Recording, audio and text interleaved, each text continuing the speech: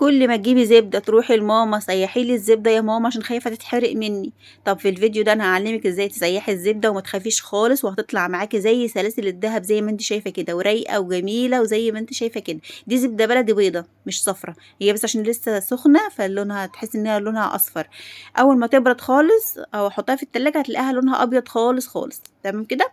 ولا شوية المرتة بقى اللي هتطلعيهم احلى مرتة هتاكليها من الزبدة اللي انت هتسيحيها بايديكي. سيبك من المرتة اللي بتبقى في المحلات دي، مش مرتة اساسا يا جماعه.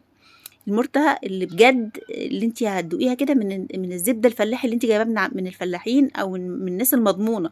وفي ناس بتقول المرتة بتبقى مرمله وخشنه، هي دي الحلوه. بالعكس خالص يا جماعه، المرتة بتبقى ناعمه ناعمه جدا. دي بتبقى زي بواقي اللبن اللي بقى في الزبده، هو ده اللي بيطلع المرتة في الاخر كده. بتاكلي حته المرتة دي بتخشي في عالم تاني خالص. طعمها بيبقى حلو جدا. في طبعا ناس مش بتحبها، بس في ناس بتعشقها زي كده. انا بعشقها. انا اليوم اللي سيحت فيه الزبده ديت انا كنت عامله الغدا، انا ما اتغديتش، انا قعدت جبت طبق كده وقعدت اكل فيه. انا بقى هنسيح 2 كيلو من الزبده دي، 2 كيلو زبده بلدي، كل قالب من ده كيلو. دي زبده بيضه اهي، الصفرة بيبقى لونها مصفر شويه. تمام. اول حاجه هنا هوطي النار خالص. خليكي بقى معايا مع التكات الصغننه دي عشان تسيحيها وما تخليش ماما تسيحها لك. هحط الزبده في حله وهخليها على نار هاديه خالص. زي ما انتوا شايفين كده هي بتسيح بسرعه جدا عشان تبقوا عارفين. على فكره دي مجمده مش سايحه او مش بدرجه حراره الغرفه، انا مطلعاها من الفريزر على طول على الحله. هتستني عليها حبه حبه كده. هنغطي الاول غطا شويه، وبصي دي ما ينفعش تسهي عنها خالص او تروحي تقعدي في حته. اول ما توصل للدرجه دي ان ساحت شويه لدرجه ان قربت تغطي القالب الزبده، هنعلي النار. اول ما هتعلي النار هتلاقيها بتسيح معاكي بسرعه جدا. شايفين بقت تساحت؟ انا جايبه لك اللقطات كده في كل خطوه لقطه كده عشان تاخدي يبقى الفيديو معاكي كده واحده واحده. كده ابتدت تسيح اهيت، لسه في حته مجمده تحت اهي ما ساحتش كلها تماما. طبعا انا معليه النار في الخطوه دي، معليه النار على اخرها طول ما لسه في زبده مجمده. اول ما تسيح خالص الزبده واتاكد ان كلها ساحت هتبتدي تفور منك. اوعي تخلي النار تفضل عاليه. اول ما تبتدي كده ان هي هتعلى او هتفور منك، روحي مخليه النار شمعه، حطيها على اصغر عين في البوتاجاز وخلي النار شمعه صغيره كده اكنك بتسوي فول مدمس. وبعد كده هتحطيها بقى على النار هتهدى معاكي كده والفوران ده هيروح خالص زي ما انتوا شايفين كده. وبعد كده هنغطيها بقى ايه، ونخلي الغطا موارب شويه. مش هنغطيها برضو بالكامل عشان برضو هتفور منك وهتبهدل البوتاجاز، غير ان الزبده حرام غاليه وهتروح مننا على البوتاجاز. هوري بالغطا كده. طبعا الزبده ما بتتسابش، يعني تبقي واقفه كده في المطبخ، اغسلي مواعين، اعملي حاجه اي حاجه في المطبخ، روقي في المطبخ وانت بتسحي بحيث ان عينك تبقى عليها ما تسهيش عنها خالص.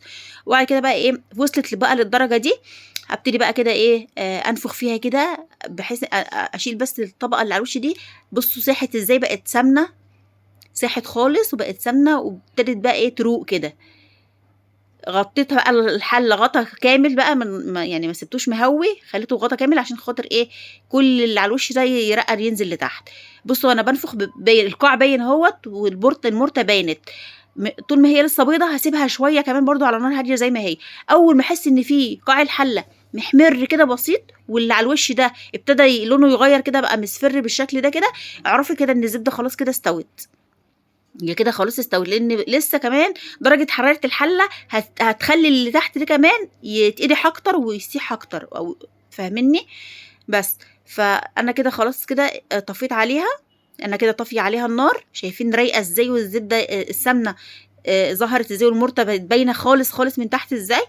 اسيبها بقى تهدى شويه واعبيها بقى في برطمانات. العلبه دي بتاعتي بتاخد 2 كيلو معروفه، يعني يدوبك على اخرها بفضي ال 2 كيلو فيها على اخرها، بحطها بقى لغايه لما تهدى خالص والسخونيه تروح منها. بعد كده بغطيها وبشيلها بحفظها في التلاجة.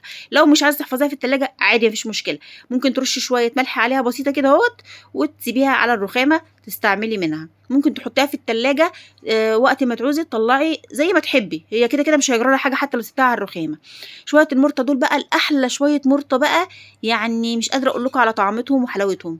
انا بقى افضيهم في طبق كده بقى. انا عايزه اقول لكم والله انا قلت لكم في اول الفيديو ان انا كنت عامله الاكل وما ما اكلتش من الاكل اللي انا عملته.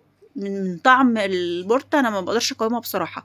حطيتها كده في طبق وجبت عيش بقى وقعدت بقى إيه كلت من المرتة دي، طعمها حلو جدًا يجنن. لو لسه لغاية دلوقتي معايا كده في الفيديو بقى بالله عليكِ ما تنسي تعملي لايك للفيديو واشتراك للقناة وتفعلي زر الجرس عشان يوصلِك مني كل جديد. المرتة طعمها حلو جدًا، وفي ناس كتيرة تقول لِك ده مضرة ومش مضرة، لأ يا جماعة مش مضرة خالص، دي عبارة عن لبن، يعني إيه المضر فيها؟ عبارة عن لبن، ما فيش حاجة مضرة يعني.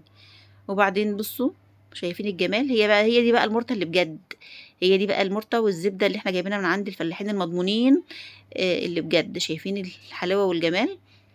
ما تنسوش بقى اللايك للفيديو وتعملوا اشتراك للقناة وانتظروا منّي بقى كل جديد. أي حاجة بقى يعني نِفْسِك فيها اكتبي لي في الكومنتات وأنا أعملها لكم.